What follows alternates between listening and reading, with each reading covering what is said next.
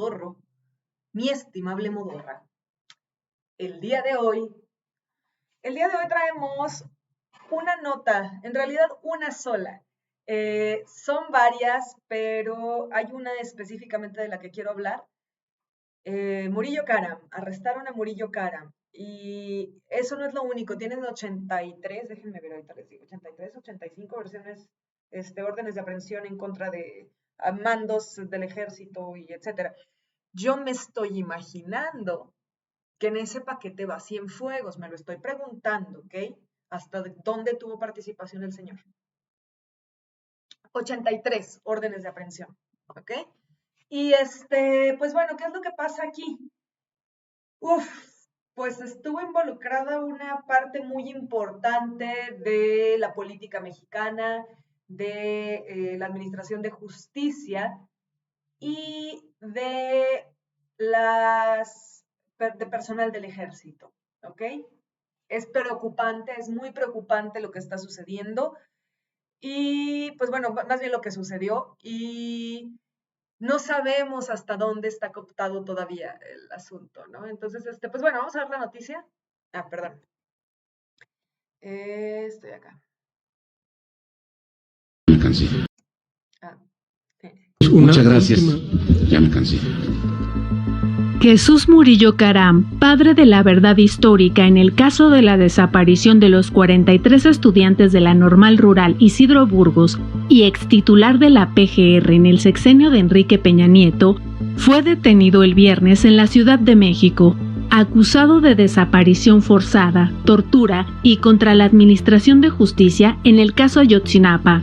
Fue el 7 de noviembre de 2014 cuando habían transcurrido más de 40 días desde que los 43 normalistas de Ayotzinapa habían sido desaparecidos forzosamente en Iguala Guerrero, en una acción concentrada entre integrantes del grupo criminal Guerreros Unidos y autoridades municipales, cuando Murillo Karam dio a conocer la llamada verdad histórica, según la cual los 43 normalistas habían sido privados de su libertad para ser llevados al basurero de Cocula, donde, según sus propias palabras, fueron asesinados y sus cuerpos calcinados.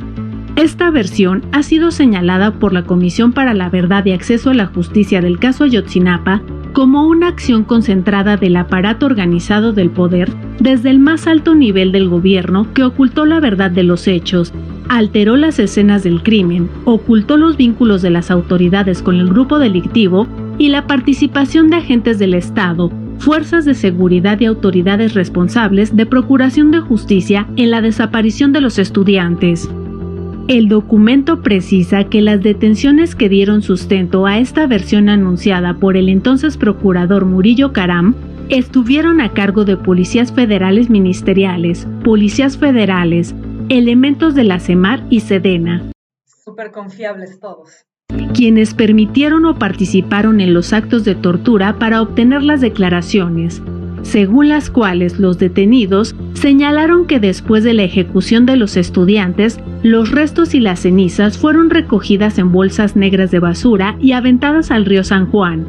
En marzo, el grupo interdisciplinario de expertos independientes ya había exhibido en su tercer informe sobre el caso cómo los peritos de la PGR, acompañados por elementos de la Marina y de la Policía Federal, manipularon el basurero de Cocula en presencia de Murillo Karam y de Tomás Herón. La madrugada del 27 de octubre de 2014, 11 días antes de la conferencia en la que el procurador dijera que en ese lugar habían sido ejecutados y calcinados los estudiantes. De todas estas ilegalidades se tuvo conocimiento. Perdón, lo voy a regresar un segundito. La madrugada del 27 de octubre de 2014, 11 días antes de la conferencia en la que el procurador dijera que un poquito más. Como los peritos de la PGR, acompañados por elementos de la Marina y de la Policía Federal, manipularon el basurero de Cocula en presencia de Murillo Karam y de Tomás Herón. La madrugada del 27 de octubre de 2014. Es que quería dejar un poquito claro eso. Todo esto fue en presencia de Murillo Karam. O sea, la manipulación de la escena del crimen fue en presencia de la persona encargada de la administración de justicia. Él sabía del espacio, sabía de la manipulación del espacio, y aún así salió 11 días después a dar esta versión de verdad histórica. 11 días antes de la conferencia en la que el procurador dijera que en ese lugar habían sido ejecutados y calcinados los estudiantes. De todas estas ilegalidades se tuvo conocimiento dentro de la PGR al más alto nivel en esa época, dijo el grupo. Ahora, el procurador del gobierno de Enrique Peña Nieto tendrá que responder ante las autoridades por su actuar en las investigaciones sobre la desaparición de los 43 normalistas.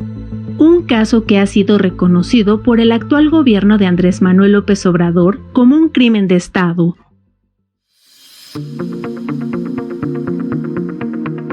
Pues bueno, efectivamente un crimen de Estado, y tenemos ahí una situación con este señor, ¿no?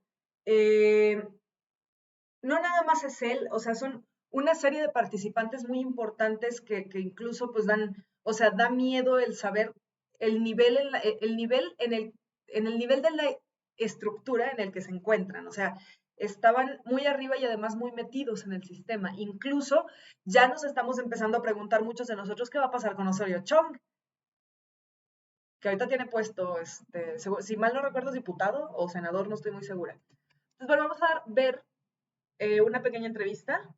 Esto es de La Octava, y ahorita, en específico en este caso, elegí puro periódico de izquierda, porque en realidad, por ejemplo, en el Reforma no dicen, arrestan a Murillo Karam, que es la noticia.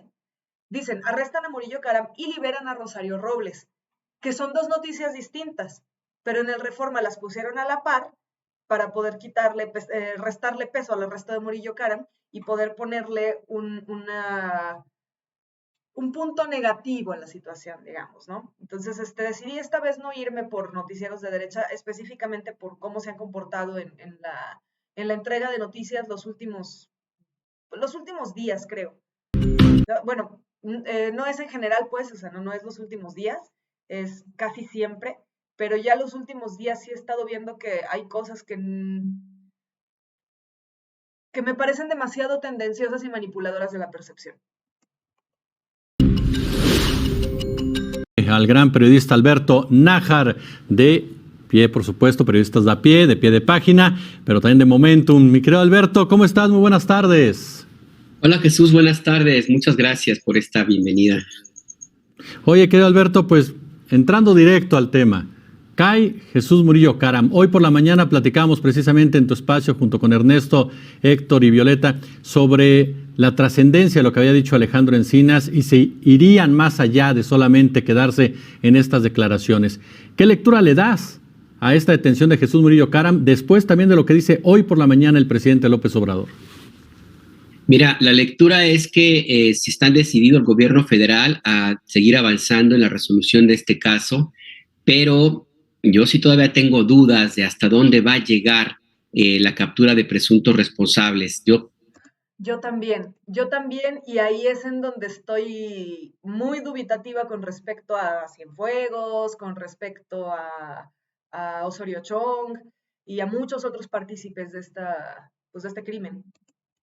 Creo todavía que lo que dijo el subsecretario de Derechos Humanos de la Secretaría de Gobernación, Alejandro Encinas, en el sentido de que no hay elementos que involucren en la desaparición de los estudiantes, al menos hasta ahora, del expresidente Enrique Peña Nieto como de su exsecretario de Defensa Nacional, Salvador Cienfuegos.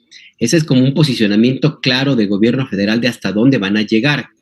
Esto no significa que la captura de Jesús Murillo Karam no sea importante, al contrario, a mí me parece que es de muchísima trascendencia, no solamente por lo que tú decías, Jesús, de que él sabe qué fue lo que sucedió en aquel momento. Porque él estuvo ahí. Por supuesto que él debe tener la respuesta de por qué se organizó toda una operación de Estado que involucró Fuerzas Armadas, todas, y que el gobierno estatal, policías municipales y la determinación también del gobierno federal de esconder el paradero de los estudiantes, los 43 estudiantes de la Normal Rural Isidro Burgos de Ayotzinapa.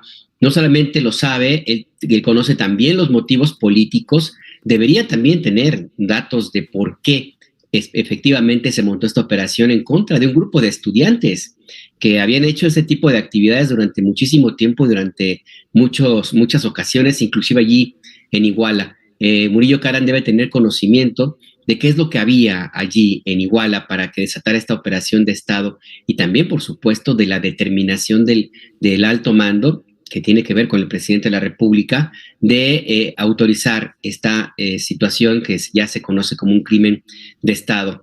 Es importante la captura por eso, pero también, ¿sabes por qué, Jesús?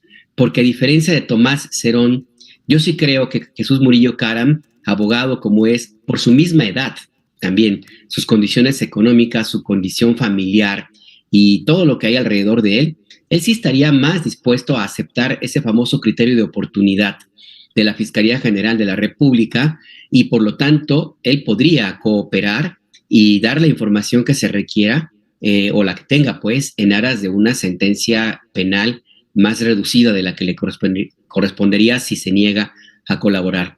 Además a él, hasta donde yo tengo entendido, por su edad, principalmente por su edad, hasta donde yo tengo entendido a él le toca arresto domiciliario. No estoy muy segura, ¿ok? No estoy muy segura de la precisión de mi lectura o de mi observación, porque según comprendo, la mayoría de las personas mayores de 70 años no pueden ir a la cárcel, si no es que todas. O sea, digo la mayoría porque según yo depende del crimen, pero me parece que a él le toca arresto domiciliario. Es mucha la diferencia con Tomás Cerón, porque Tomás Cerón sí es autor material directo. Él, ahí no hay forma de que no se le impute ese presunto delito. Y Murillo Karam siempre puede argumentar pues que él dio otra orden y que fue desobedecido. Y en ese sentido yo creo que él podría tener esa posibilidad, Jesús, de que sí hable, que es lo más importante y el dato fundamental. ¿Qué pasó con los estudiantes? ¿Por qué se montó una operación de Estado para asesinarlos y desaparecer sus cuerpos? ¿Te imaginas, mi querido Alberto, que hablara Jesús Murillo Karam? Porque a final de cuentas él tenía que reportarle, si no directamente al presidente de la República, que me parece lo más lógico, pues sí al secretario de Gobernación, a Miguel Ángel Osorio Chong, o en su defecto, ya si hablamos de estos... Y justamente ese es mi punto, ¿no? O sea, yo ya me estoy preguntando hasta dónde, es más, ni siquiera sé qué exactamente es Osorio Chong. Vamos a ver. Ok, es senador, sí era lo que les decía. Esta es la misma nota que vimos al principio. Sí, es senador y desde el 2018. Ok, ay. Los poderes paralelos que se vivían con Peña Nieto al que era el vicepresidente, a Luis Videgaray. Sí, además, mira, pensemos como, ahora sí que muy al estilo de esa película que tanto te gusta, mi querido Jesús, de El Padrino. Pensemos que la mafia en esta actuación tenga esta especie de ley de la omertá y pensemos que él decidiría no hablar. Bueno, pues hay otros mecanismos para presionar y para encontrar la información que Murillo Karam puede llegar a contar. Además, eso también puede servir como una forma de mandar una especie de estímulo, si me lo permites, a Tomás Cerón, porque ahora Murillo Karam tendrá la tentación de echarle toda la culpa a él. Y yo creo que a Tomás Cerón no le convendría mucho que lo responsabilizaran de toda esta operación de Estado. Sí, creo que ahora sí vamos a empezar a jugar a las lavadas de manos. A mí me inquieta mucho qué es lo que va a pasar con Enrique Peña Nieto, ¿ok? Porque el tipo no parece tener como muchas preocupaciones encima. O sea, a mí me da un poco la impresión de que él está protegido. Y es una impresión. Además de eso, yo creo que ahí también él mismo puede convertir esta situación en una carta de negociación política muy interesante para todo lo que implica un juicio hacia el gobierno anterior, el del expresidente Enrique Peña Nieto, y abre la puerta también a un eventual proceso, no sé si judicial, porque no veo intenciones del presidente López Obrador de encarcelar. Pues sí, pero con toda la pena del mundo, el Ejecutivo y el Judicial son dos poderes distintos. Los expresidentes, pero sí por lo menos de sacudir. De hecho, creo que, no, ¿saben qué? Quiero ahondar al respecto. Me molesta mucho que la gente de izquierda, como son ellos, porque pues todos somos de izquierda, pero me molesta mucho este asunto que no estamos tomando en cuenta que López Obrador no es el Poder Judicial. Él no tendría por qué definir o decidir quién sí se encarcela y quién no. Es más, ni siquiera tendría por qué haber hecho una encuesta de si queremos o no queremos que se encarcelen presidentes. No sean ridículos. Por supuesto que sí. ¿Qué nos andas preguntando? Mételos a la cárcel. ¿Cuál es la bronca? Que se decide, que López Obrador diga, que López Obrador ponga.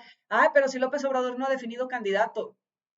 Güey, ¿qué no se supone que todo esto lo hicimos? Todo esto y ese señor, todo esto lo hicimos precisamente para poder alcanzar una democracia y dejar las dictaduras tontas que traíamos de tantos años. ¿No es apenas lógico? Me pregunto. ¿No es apenas lógico? Eh,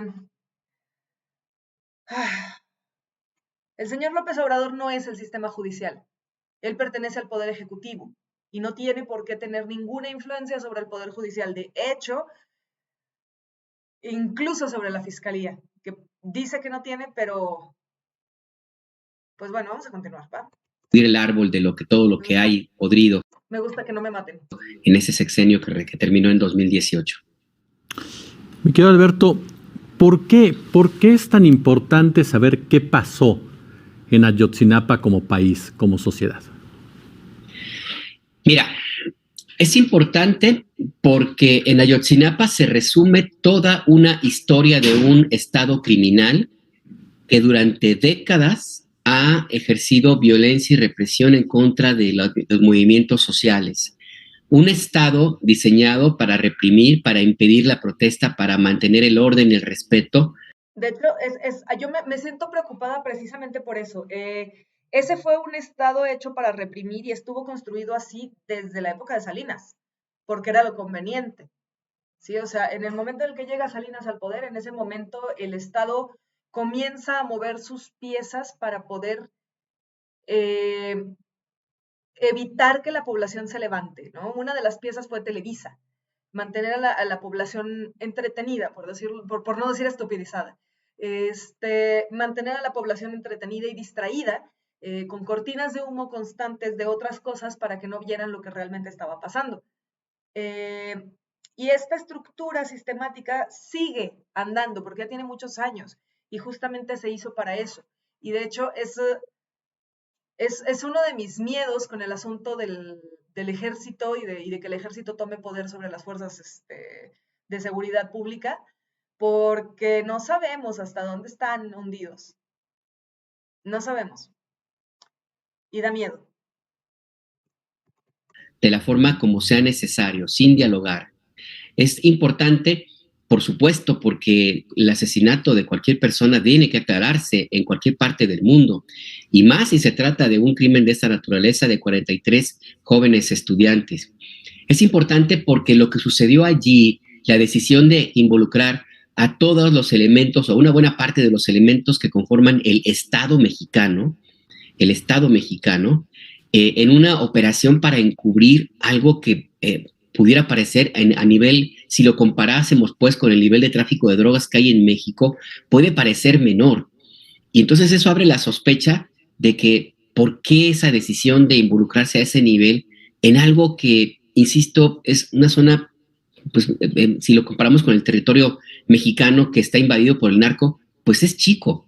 Ahí nos abre la pregunta de qué es lo que se protegía, a quién se protegía, qué es lo que el Estado mexicano, ahora sí el Estado mexicano no quiere que se sepa.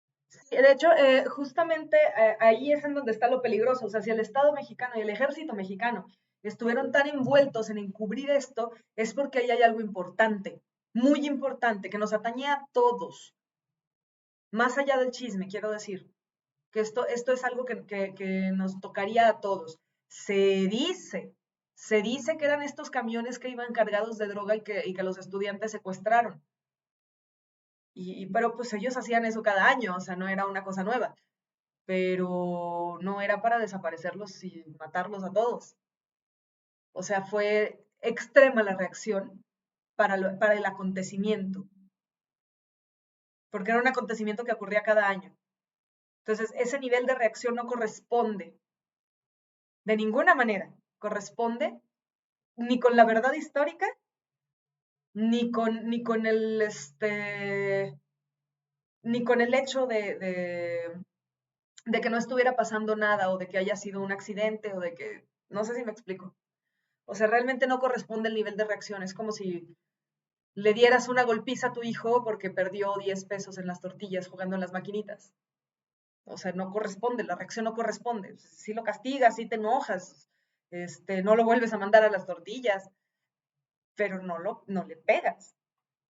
No sé si me explico, no corresponde el nivel de reacción.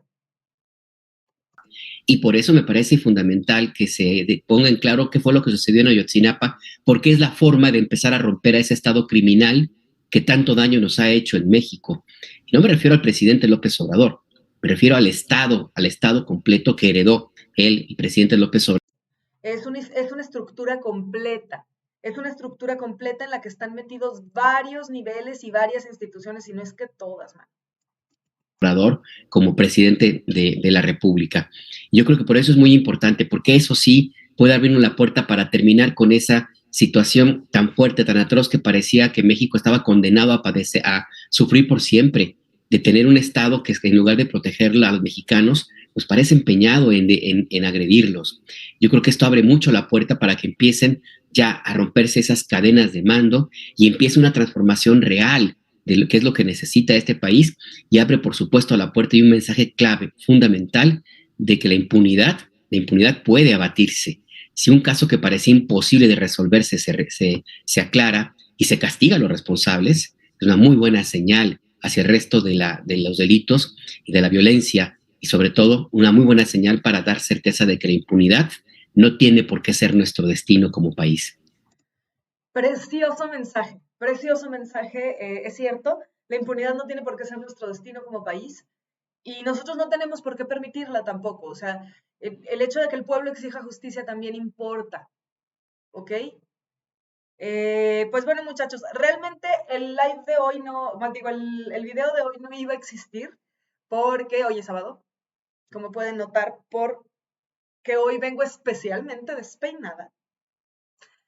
Y pues con una pijama más gruesa porque tenía mucho frío y mi collarcito de lifa porque me protege, gracias. Ya sé, mentalidad científica, pero pues déjenme, soy un ser humano. El asunto es que,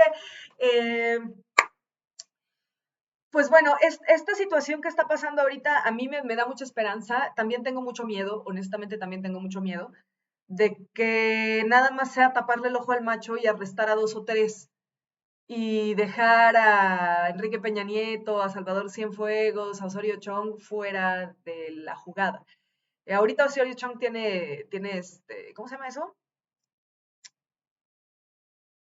Está protegido por la ley, pues no se le puede arrestar. Fuero, tiene fuero.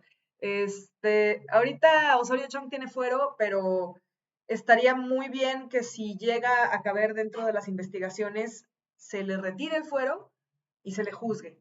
Porque lo que pasó en Ayotzinapa no solo no tiene madre, sino que de eso depende y de su resolución depende la esperanza de los mexicanos en el sistema de justicia. Y es muy importante, porque ya no creemos en nada, la verdad. En fin, muchachos, de hecho, ¿saben qué? Voy a poner otra cosa sobre la mesa. En el ejército se juzga a las personas de acuerdo al criterio del ejército, ¿ok? Y en esa época, en la época de Felipe Calderón, se estuvo haciendo muchos juicios políticos, también en la época de Enrique Peña Nieto, contra militares sin tener motivos. Muchos de ellos porque no querían participar o acatar las órdenes de sus superiores, a pesar de que esas órdenes eran criminales y atentaban contra los derechos humanos.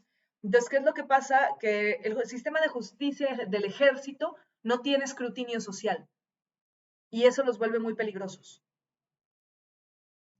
Y lo quiero dejar sobre la mesa, incluso no tiene escrutinio social desde la parte legal, o sea, ni siquiera de civiles, sino desde abogados o desde la jurisprudencia mexicana. Ellos tienen su propia jurisprudencia, están total y completamente aparte de nosotros. Viven otro estado de derecho distinto al nuestro. Cosa que, ok, se entiende siendo la milicia por un lado, pero por el otro a nosotros nos quita la oportunidad de tener cualquier clase de poder sobre la milicia, las Fuerzas Armadas y en este caso, ya que se está extendiendo el asunto, y el cuerpo de seguridad o los cuerpos de seguridad armados en México, que son policías federales, estatales, municipales. Entonces, pues bueno, muchachos, es cuanto. No se olviden de suscribirse a mi canal, dejen su like y compartan este video con sus amigos. Y si no les gustó, compártanlo con sus enemigos para que les arruinen el día. Recuerden que yo soy Julia Castillo y que todo es mental, pero la mente es bioquímica.